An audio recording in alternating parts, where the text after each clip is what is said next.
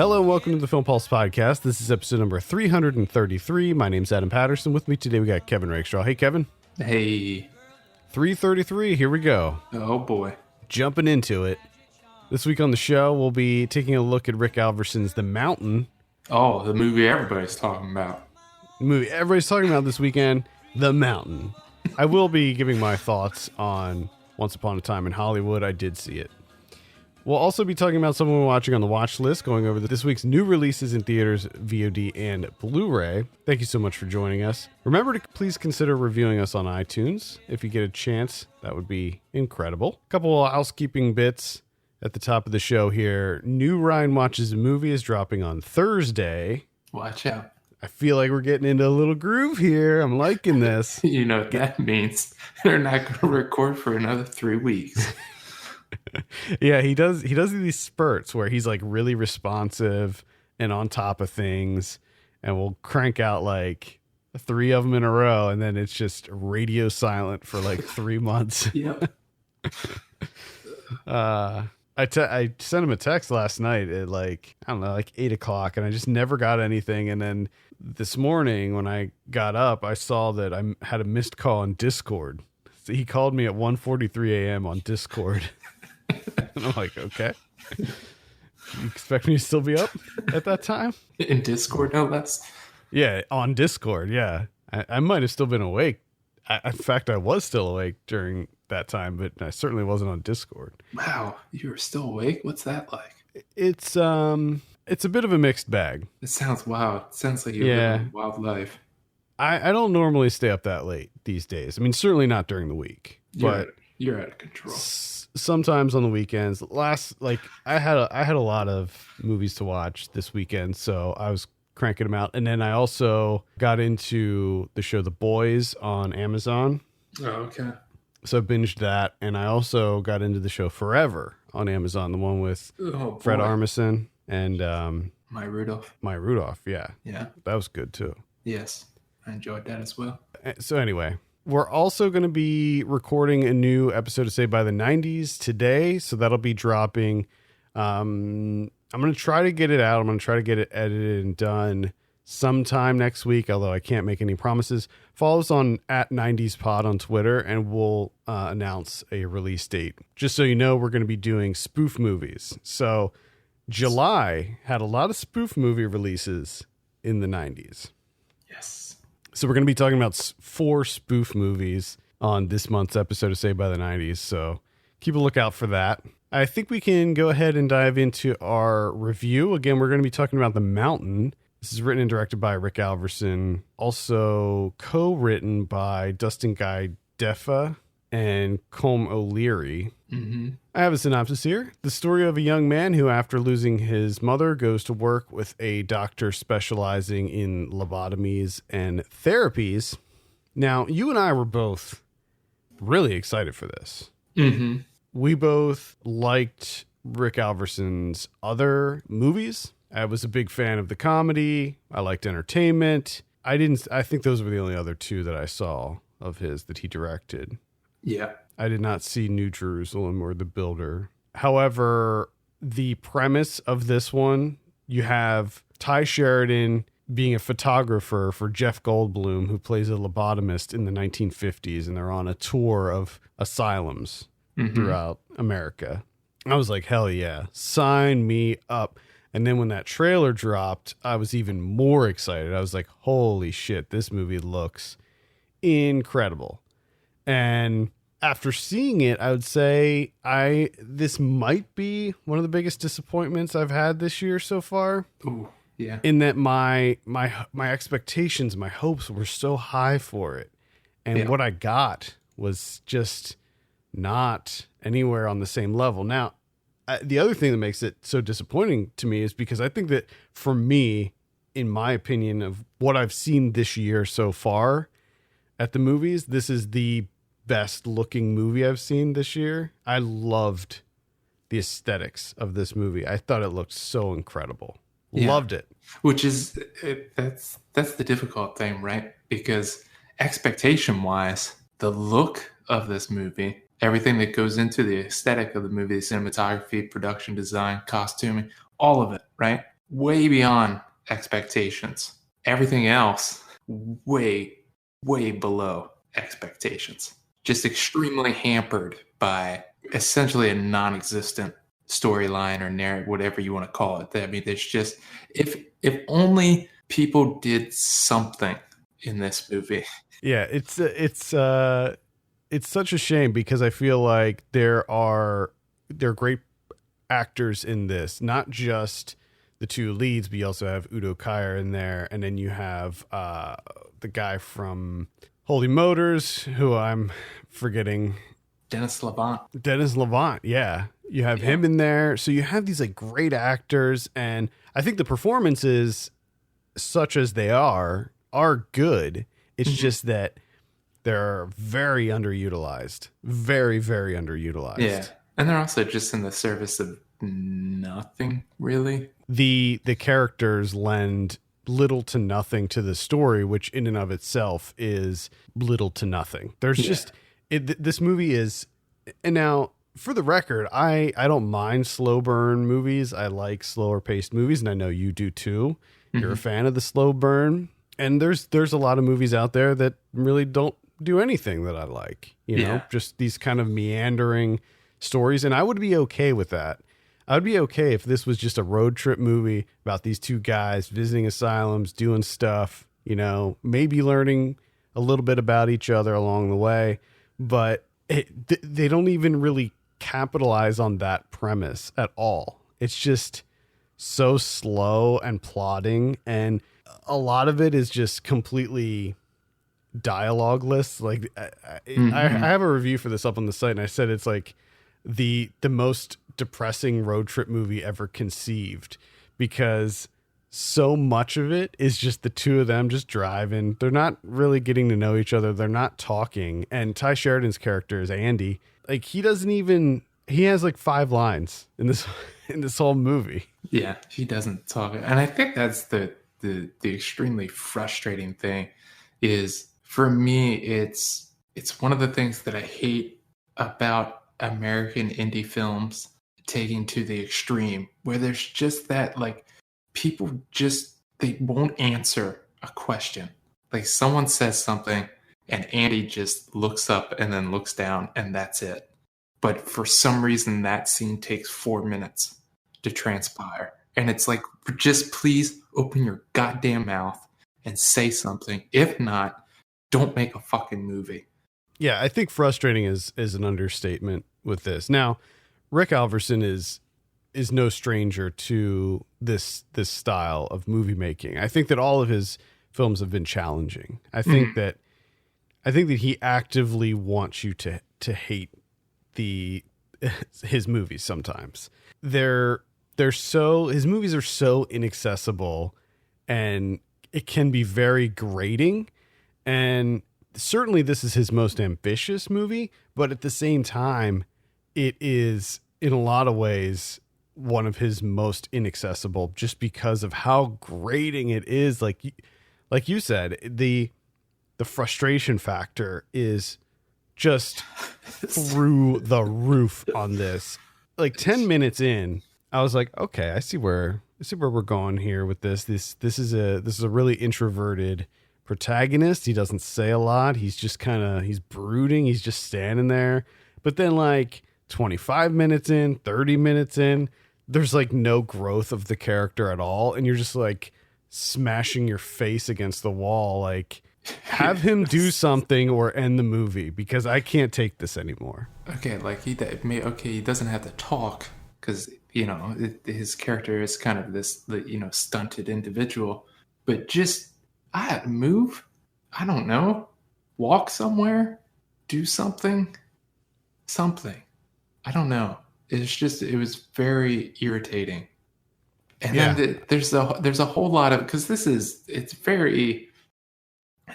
a decent amount of this that feels very fleeting, and that there's these very, very small superfluous scenes that just don't really need to exist at all. You know, like there would just be like a quick little scene of them eating breakfast, I guess. And that would last for like half a minute, and then it would just go to some, or, you know, Jeff Goldblum's like Lillian Gish. And then it was like the next thing, I'm just like, what? Oh, okay. What? Whatever. And I think the thing that makes it even more frustrating is because of the overall look. Like everything, you can tell that there's just this immense attention to detail that went into this, because this looks like 1950s America. Like, it's immaculate. Yeah, the level of detail in every set, every house they go to, like the costuming, the just everything, the hotels that they stay in, the different institutions that they go to and visit. It looks so good. I just can't stress enough how much I loved the visual style of this movie, the color palette that they use, where they use like all of these kind of muted colors, and like large portions of it were pretty bland and colorless, but then you have these sort of these like pops that would come in with like these nice like pastel colors, and it just looked so good. Like the framing, just all of the cinematography was just top notch, which is what makes this so disappointing, because this is a movie that I would love to like see again, but I just couldn't put myself through that. Yeah, just put it on the TV and just mute it and just go about your day, and just intermittently, just stop in front of the TV every now and then and be like, oh yeah, this looks great. Like, yeah, I mean, it's the type of movie that you could literally just pause at any moment and just pull a still, and it just looks so perfectly done. It's the point, if you stop, then it's Ty Sheridan. You can just be like, oh, fuck off, Ty. I think that he is a great actor, and I think that he did a lot with the character in this, even though, despite the character being so one note, you could tell that this was a character that had depth, but it's just that we never saw any of that. Yeah. Oh yeah. And I know that, I mean, it works pretty well as this like a portraiture of like American loneliness, but at the same time, it's just that over and over again for like a little under 2 hours. It's just, it could have added something to it. Jeff Goldblum was underutilized as well. I think that the lack of dialogue for his character really prevented him from, being Jeff Goldblum and really coming out of his shell. There's a few times where he acts a little kooky, but not as much as I expected. No. And I mean, it is interesting in the sense of like the 50s with lobotomies and everything, which is just complete insanity to me. The fact that, the majority of people that got lobotomies, were either gay men or women. And here you have the majority of the people doing the lobotomies are the ones that are out of their fucking minds. Yeah. It's just... Yeah. And I also did not know that this movie... I thought it was just lobotomies. I didn't know that they were going to be doing the electroshock therapy, which is... that is way too difficult to watch.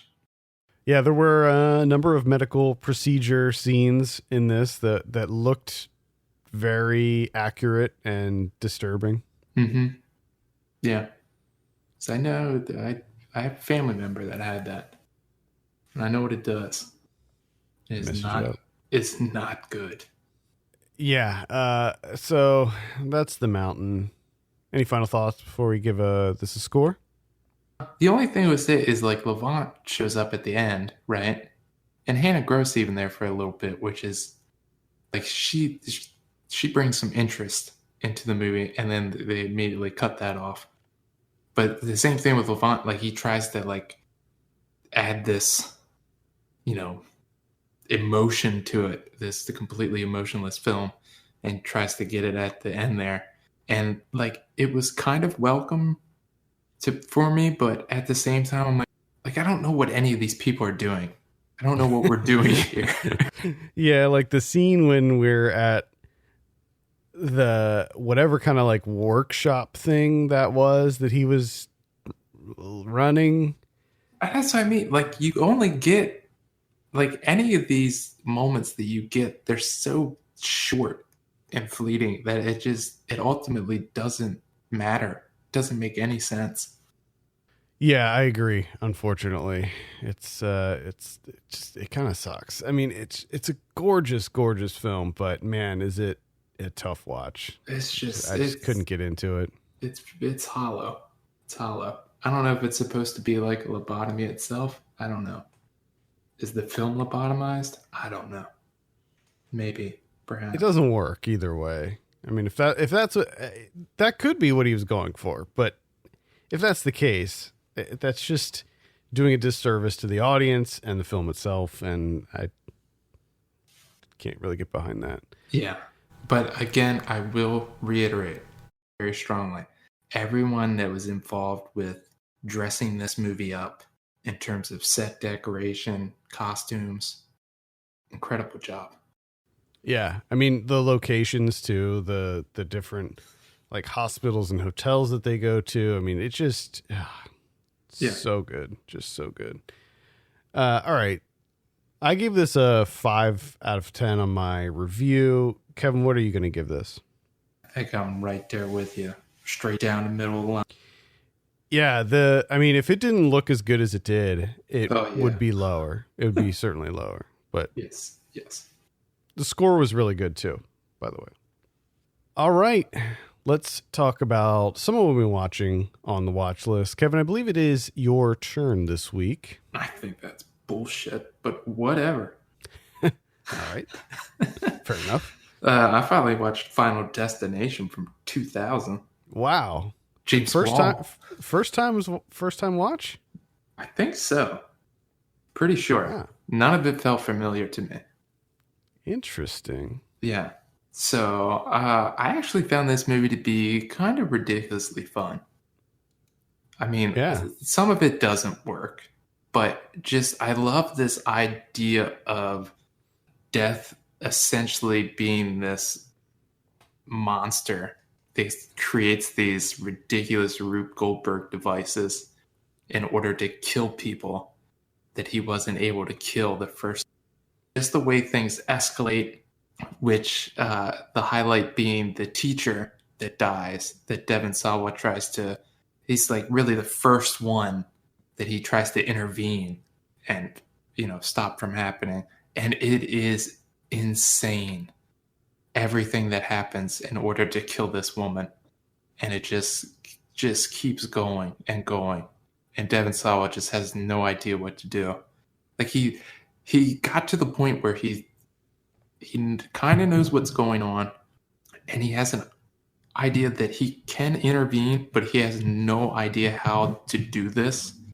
That's the main thing that I liked about this movie is it felt, I mean, as ridiculous as it is, it felt very realistic in that, yes, he figured things out, but he still has no idea how to do what he needs to do. He's just kind of failing.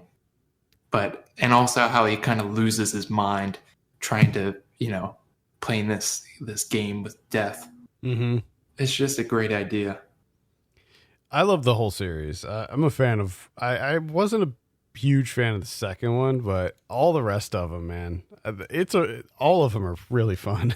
Yeah, it was enough that I was like, yes, I am going to continue with this. Yeah, there's some weaker entries in the franchise, but I think it's the third one, the one that was in 3D, was not great either. I think that was the one with the roller coaster. But yeah, most of them are really over the top fun. It's just like his buddy, the first one that goes with, like, he's in the bathroom and it's just constantly like these, he just narrowly escapes it, and then it sets it up as like, this is going to be the way that he's going to end up going out. You're like, And nope. it's just, and I love that the water creeps under his foot. He didn't move. He doesn't move.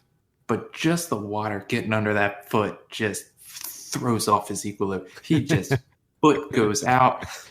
He's done. Yeah.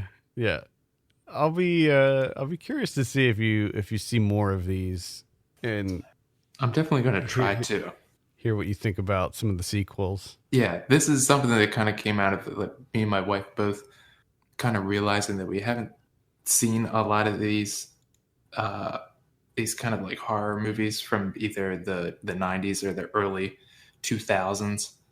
Or if I have seen them and she hasn't, it's been such a long time for me. So we're kind of going at them.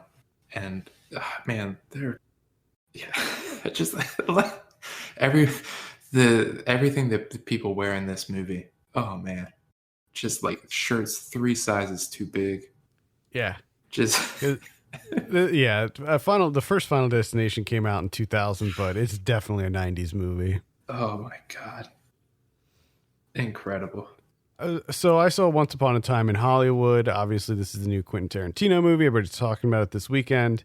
I liked it a lot. I didn't love it. I think it had some problems. I think that there were some editing issues with this movie. It just feels very inconsistent. And I feel like, I think I read that there was like some kind of like 4.5 hour version of this movie or something. Now the one that's in theaters right now is 2 hours and 41 minutes. So it's pushing 3 hours, and you feel the length. It's pretty long. This is not a movie for you, Kevin, I don't think. This was when you were like, because I had to work this weekend, and when you threw that out there, I was like, well, let me see what the runtime is on this bad boy. And as soon as I saw the runtime, I was like, no. I'm already going to have not a lot of time this weekend. Not happening.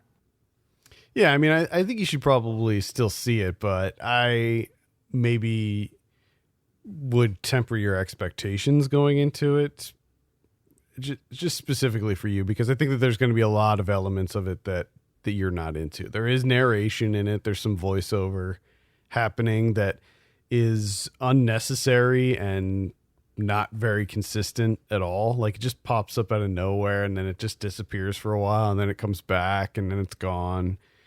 A lot of the movie is spent on set with Leonardo DiCaprio's character just acting like in this like Western that he's in.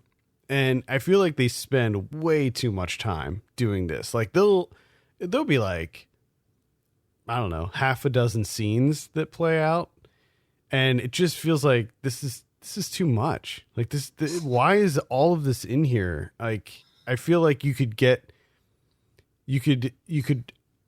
properly convey this man's plight and where he's at in his life and in his career, and also where Hollywood is at during this time, and in a pretty major transition period. You could convey all of that with just a couple scenes, and they just really overdo it with that. It's a really, really pretty wildly entertaining time, though. Like, it is consistently funny. I think it's probably Tarantino's funniest movies. I think it's more a comedy than any of his other movies, and I really enjoyed that. And I also really just enjoyed the Hollywood landscape. You know, this is at the dawn of the golden age of Hollywood, and I feel like Tarantino, being such a movie lover himself and being essentially a film historian, he's able to, you know, put in so many little like tidbits of this era that were just like almost throwaway things, like just little visual cues, like just tiny little like conversations that, you know, you just blink and you'll miss them, things that really kind of accentuate the time period in which this took place. And then you have the big, I'm not going to spoil anything, but you have this big culminating finale that was really effective and worked tremendously well. So there were a lot of things I liked about it. Obviously, the performances, you have Brad Pitt and Leonardo DiCaprio were great, but also Margot Robbie was really, really great as Sharon Tate as well. Pretty much everybody across the board was solid performance-wise.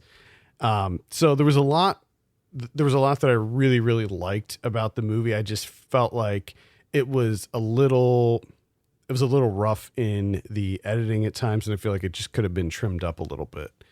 But otherwise, I would still say it is absolutely worth a look. Certainly not my favorite Tarantino movie, but it's not. I don't know if it would necessarily be at the bottom of the list either. I saw Girlfriends from 1978. This is directed by Claudia Weil. This is on Criterion Channel. This is a movie I've been wanting to see for ages, right?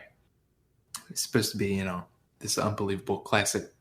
And so finally get to Criterion Channel. Thank you for that. And man, this is pretty damn good. This is pretty incredible. This is the movie that I guess largely influenced the show Girls. And it's Melanie Mayron plays Susan Weinblatt, and her roommate. Her roommate ends up moving out, getting married, all that. She gets married to Bob Balaban, a young Bob Balaban. And Susan Weinblatt ends up dating a young Christopher Guest. So a lot of great comedy in there. But the interesting thing here is that it's like about an hour and a half, right? And it's just, there's not a lot in terms of like a narrative arc. Well, I'm sorry, there is, but it covers a lot of ground in that hour and a half, right?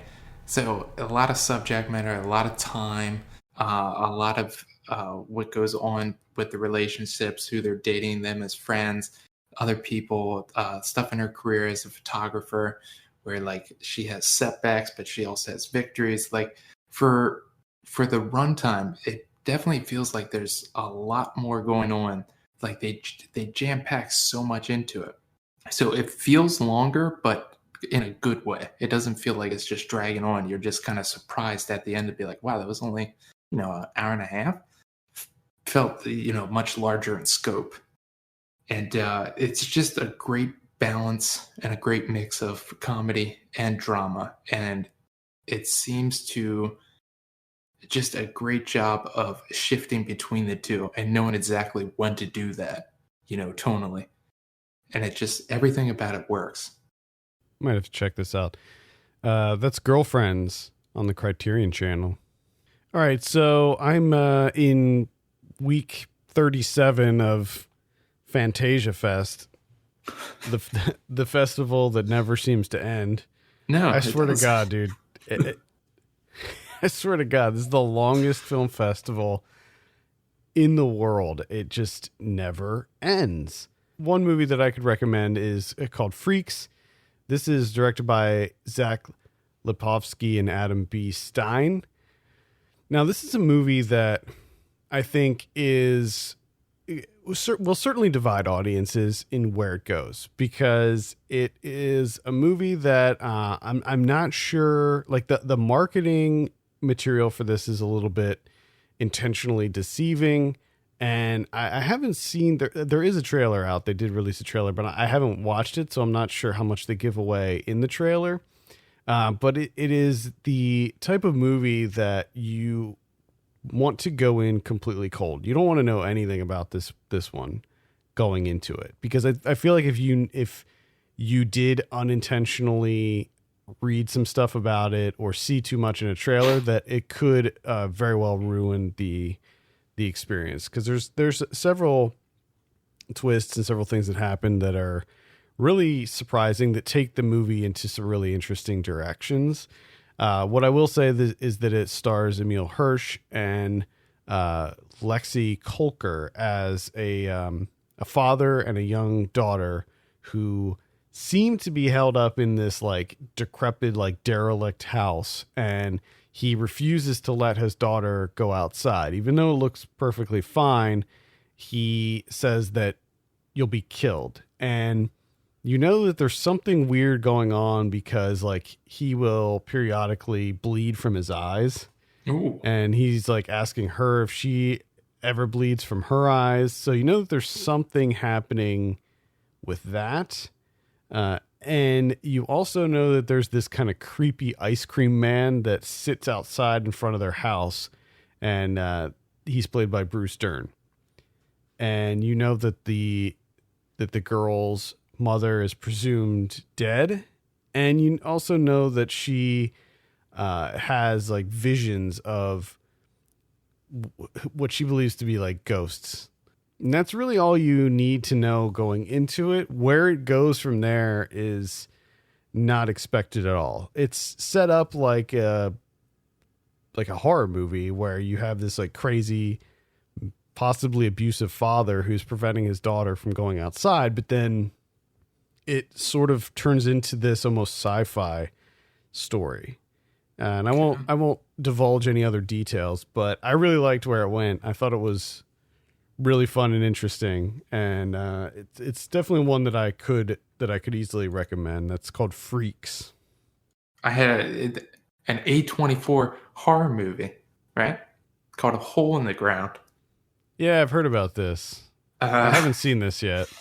So it caught my interest because one of the main parts of the storyline is that there's a massive sinkhole on this woman's property. So this woman takes her young son. They move, right? She's a single mom now. She's moving to this new place with her son. So it's, of course, one of those movies where it's like, the single mom horror film where the can't handle the kid or whatever. I guess too much stress. And of course, she gets some medication, and then there starts playing into this whole idea of like, is she actually crazy or is she actually onto something? So it's a lot of well-worn territory that you've seen a lot of other movies, but not many horror movies have a massive sinkhole on someone's property that plays, kind of an important role here. So I read sinkhole. I say, okay, sinkholes. Now, the sinkhole that's in this movie is insane. Like it's like a couple city blocks. Like it's a big ass sinkhole, just like swallowing a forest. And no one seems to be discussing this at all. No one's doing anything about it. She walks out into the forest, sees this massive sinkhole, and she's just like, oh shit. And her son comes over, and her son's like, hey, what's that? And I shit you not, her answer is nothing. And they go back to the house. Now, if you're a parent, I think it's kind of important to explain what a sinkhole is and how fucking dangerous they are, especially one that's eating like half of a forest. Okay? So that's her first mistake because the kid ends up going into the sinkhole, right? And he comes back, and the whole thing is, hey, is he different? Did the sinkhole do something? And it's just like no one outside of what I just said, which is, hey, what's that? Oh, it's nothing, honey. Let's go back to the house. There is no mention of the sinkhole ever in the rest of the movie. And I don't understand that. Like, it's just all the other like horror elements of it are just, it's just, you've seen it before in better movies and done better. And then the ending is really bizarre where it's this kind of a climax, and then it just kind of like, it like fast forwards through its own movie and just like kind of skips ahead and like, we're done. And you're just like, oh, really? Just like massive leaps in time to just be like, yep, we're done. Roll credits. It's kind of bizarre. It doesn't work. None of it really works. All right. I saw here's a couple other Fantasia ones. One that I kind of liked was called The Wretched. This is a little bit of a creature feature. It almost has a Fright Night vibe, maybe mixed in with a little bit of Invasion of the Body Snatchers. It's essentially about this this little harbor town, and this kid, this teenager who is like sort of rebelling against his parents' divorce. He's a little shit, and he goes to his dad's place. His dad owns this marina, and he goes to work at the marina for the summer, and he starts noticing some weird stuff going on with his neighbors. And what happened was his neighbor hits a deer with her car on the way home and takes the deer back to her house in order to like gut it and harvest its meat. Mm-hmm. But as it turns out, there's a witch that's hiding inside of the deer's body. Oh, fuck. And the witch sounds incredible. The witch emerges from the deer. Yes. In a very gross scene, and ends up taking over the mom, the wife that's the neighbor, and essentially goes inside her body. Yes. And wears her like a skin suit. And oh, boy. And so what she does is she's a witch, so she wants to gather up all the children. She wants the children. Naturally. But because she's a witch, she has the ability to sort of cast spells on other people. So she starts controlling the other people in the town and taking over the other people in the town. Oh my. And the douchebag neighbor kid, he sees this like something's going on here, but of course nobody believes him. He's like, there's a witch taking over people's bodies, and nobody believes him. And it of course leads to this like big climax at the end. There's some really interesting twists and turns that happen along the way. Some really kind of fun things that I didn't see coming. And there's some really excellent practical effects work done here too. Some really kind of gruesome, gross stuff that happens. So I had a lot of fun with it. I hated the main character, the kid. I thought he was a real piece of shit. But other than that, like it was a really fun time. Again, that's called The Wretched. So keep an eye out for that one. Yeah, it's it. Like every little tidbit of the narrative that you gave, every little morsel just made it sound even better. Yeah, I think you would have a good time with that. Another one that was a really good time was Satanic Panic, directed by Chelsea Stardust. This is it's a horror comedy, super, super graphic, really gory horror comedy about a pizza delivery person who delivers pizza to this rich neighborhood, this like sort of big mansion, and they stiff her on the tip. And she finds that her scooter is out of gas, so she goes to try to maybe collect a tip and maybe get some help with her scooter situation. And like nobody's answering the door, so she goes inside and finds that they're doing a satanic ritual in this big mansion. And it turns out that all of the neighborhood people that live in this like rich, like affluent, gated community are all part of a satanic cult.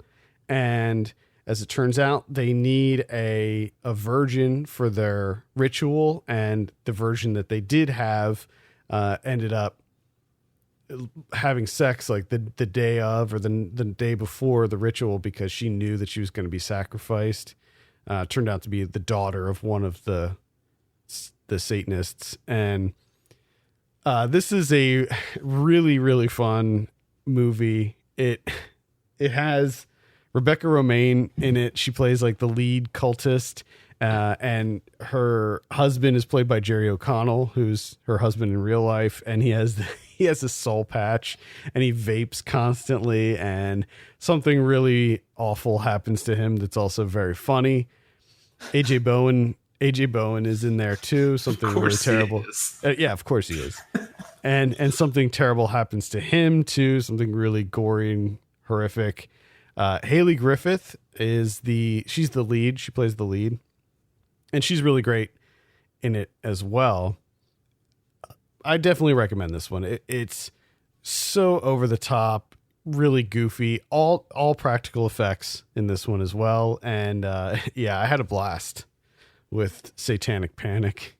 Nice. It's really, really fun. Let's see, I guess the only other one that I will mention, the final one, is called Harpoon. And this is directed by Rob Grant, and it involves three, I would say, quote, best friends, because as you find out that they're not really best friends. They're kind of horrible people in general. But it's three friends who go out on one of these friends is rich and he has his own boat, and they go out for a day on the water, and they end up getting into this big fight, and one of the friends ends up getting shot in the hand with a spear gun. And they have this sort of the big fist fight breaks out. One of them gets knocked out, and then the two of them, the guy and a young woman, they decide to just kill this friend, because if he wakes up, because they knock him out, if he wakes up, he's going to kill us because he's nuts. So they're like, all right, let's just dump him overboard. We can say it was an accident. So they dump him overboard, and he wakes up in the water, and they sort of decide, okay, we're not going to kill each other. We're going to go back. We're going to forget any of this ever happened. So they were like, okay, let's get rid of anything that you can use to hurt someone. So they essentially dump everything on the boat overboard. And then they find out that the boat's not turning on, and they're stuck out in the middle of the ocean. So then it turns into this like survival story where they're out at sea. They have no water. They have no food, no way to communicate to get home. And you have these three people that hate each other, and it goes to some of the places that it goes you expect. But it does take some interesting detours here and there. And the writing is actually quite smart. And this is again, is sort of straddles the line between dark comedy and thriller. And this is another one that I could recommend checking out. I mean, it's sort of the perfect VOD movie where it's not amazing. You don't have to see it in the theater or anything, but it's a lot of fun. So I would keep an eye out on Harpoon. Okay.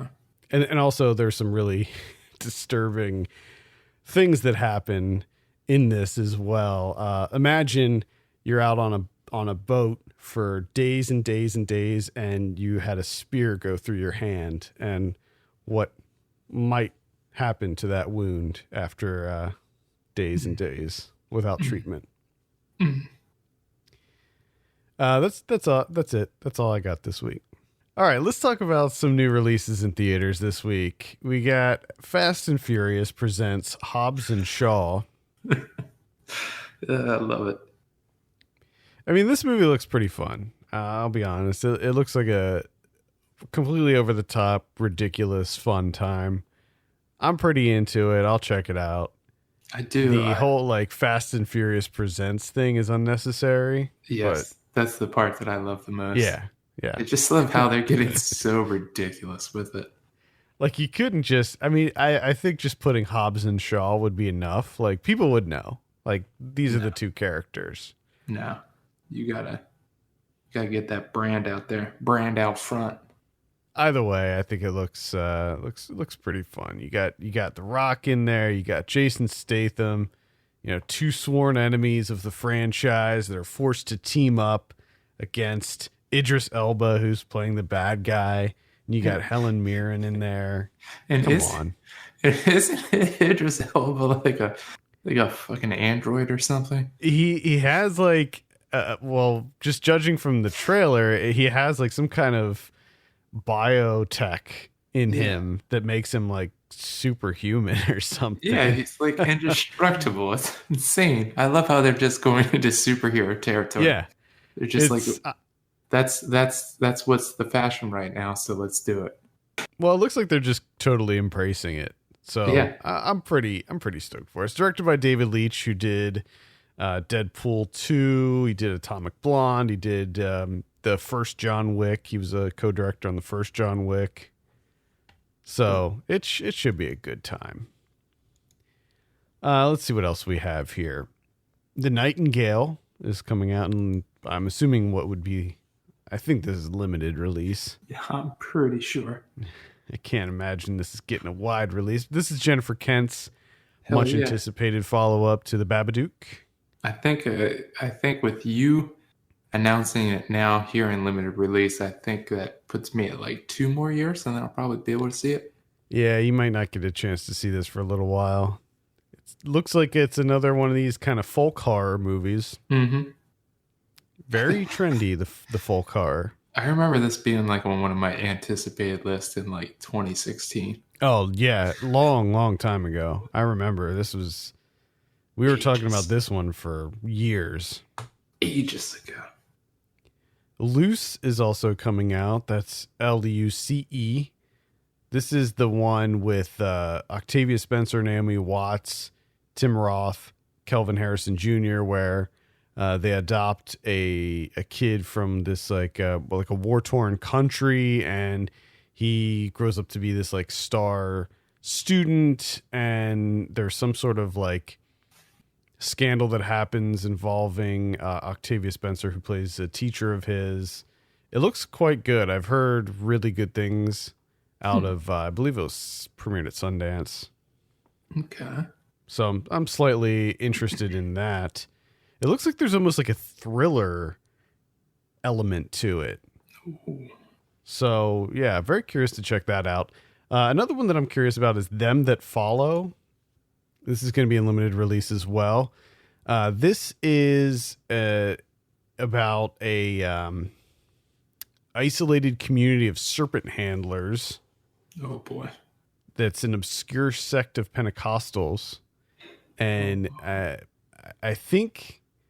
I don't know who they're led by, if they're led by Walton Goggins, but Walton Goggins is involved, and I can't think of anyone better to portray a serpent handling Pentecostal than Walton Goggins. Whoever did the casting for that. Bang job. So yeah, I'm and it takes place in Appalachia, which is an area that I personally love. So yes. Yeah. Do you remember that one? There was another movie that came out years ago. Yeah. That was about serpent handling. And we saw it at South by, and we were like really excited about it, and it turned out to not be very good at all. So I'm hoping that this is like what we wanted that one to be. Yeah. This definitely sounds very interesting. Yeah. Might have to review that next week. Might have to watch out. We also have Piranhas, which is I think this is sort of a coming of age story. I believe it's Italian, and it's about a group of friends who start to like deal drugs and stuff. I can't remember where. I know it's Italian, but I don't remember exactly where it takes place. Based on a novel by the guy who wrote Gomorrah. Okay. So yeah, we should have a review for this up on the site early this week. We also have Tel Aviv on Fire, Lady World. This is a sort of sci-fi dystopian future where I believe it's like only young women. Only ladies. It says 8 teenage girls are trapped at an endless birthday party in the canyons after a massive ecological event. Okay. Oh, that sounds... I think it's like a sort of a Lord of the Flies scenario, I believe. Yeah, that's what I was seeing there. Yeah. That looks like that's pretty much it for theaters this week. Let's see what we have on VOD. Now, on Tuesday, we have Illuminated, the true story of the Illuminati. I don't know if that could be like, can you actually say that, the true story of the Illuminati? I mean, don't most people think that the Illuminati is not even a real thing, like that it never even really existed, and the whole thing is just a hoax? I was gonna say, like, if it's like the legit true, it would be like 5 minutes long and just be like, it's made up, and then credits roll. Like, come on now. Maybe I'll give this a look. just to see. That would be funny if they did have like a lot of substantial evidence that just really sealed it, that it is 100% true. They just blow the whole thing open, and everyone ignores it except for you, the one person that saw it, and then you get extremely obsessed with it. Turn into one of those people. And I lose my friend for the rest of our lives. Because I see the triangle Illuminati symbol like in everything, and I believe that it's all a sign. I hope that doesn't happen. I highly doubt that would happen. Also on Tuesday, we have Surviving Confession. This is a comedy. We got Chain of Death. Ooh. We have, and then on the 31st on HBO, we have Unmasking Jihadi John, Anatomy of a Terrorist. On Friday, do we have anything on Friday? We have A Score to Settle, 15 Minutes of War, Otherhood, which is on Netflix. And it looks like that's it for this week on VOD. On Blu-ray, we have Humanoids from the Deep from 1980. This looks like a steelbook that's coming out. Oh, boy. Glory from 1989 is coming out on 4K. Hellmaster from 1992 is coming out. I think this might be a Vinegar Syndrome. It is. And then Play Dead from 1983 is also coming out on Vinegar Syndrome. This looks like might be a killer dog movie. We have Lust for a Vampire from 1971. We have The Pink Ladies from 1980 and Mascara from 1983. The last two I mentioned are also on Vinegar Syndrome. Jeez. Vinegar Syndrome's been cranking them out lately. They've been killing it. Long Shot from earlier this year is coming out. That's the comedy with Seth Rogen and Charlize Theron. Mm-hmm. Didn't hear great things. Mm-mm. Portraits of Andrea Palmer from 2017. Domino. That's the De Palma one. Ooh. Coming out. Yeah. No, thank you. El Chicano from, it says 2018, but I think that came out earlier this year. Yeah, pretty I sure. seem to remember that coming out earlier this year. And that's pretty much it. Do we have any criterions this week? We have 0. 0 criterions. All right. There we have it. There you go. I think that's going to do it for this week. In that case, thank you so much for listening. You can send us your questions and topics to podcast@filmpulse.net. You can follow us on Twitter @FilmPulseNet and @FilmPulseKevin. And if you have a minute, take a look at our Patreon page, patreon.com/FilmPulse. Consider helping us out by becoming a subscriber. For Kevin Rakestraw, my name's Adam Patterson. We'll see you next week.